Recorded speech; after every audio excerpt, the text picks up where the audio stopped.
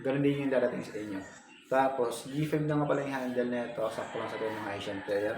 Tapos, 6U naman siya. So, magaan to guys. Hindi siya magbigat. Napakaganda to gamitin. So, good for mababakod. 28 na nga pala yung sold nito guys. Pero, yung lahat ng ratings is 5 star yung ratings. So, wala pa rin ako nakikita negative review. So, sa lahat ng bumili ng 78 na yun guys is, ibig sabihin wala silang nakita na negative about sa racket na to. Kaya, yung racket na to guys is, napakaganda naman talaga no kasi hanggang ngayon wala pa siyang negative ratings.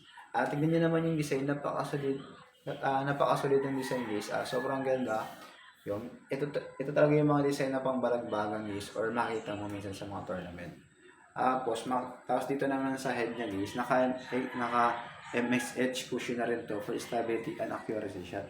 So this racket guys is good for control at good for smashing na rin. Tapos pag bumili pala kayo nito, pwede kayong bumili nito ng 24 or naka 26 lbs na. Pero i-sound check ulit natin to. Yan, hindi pa to naka-max tension guys, 26 pa lang to.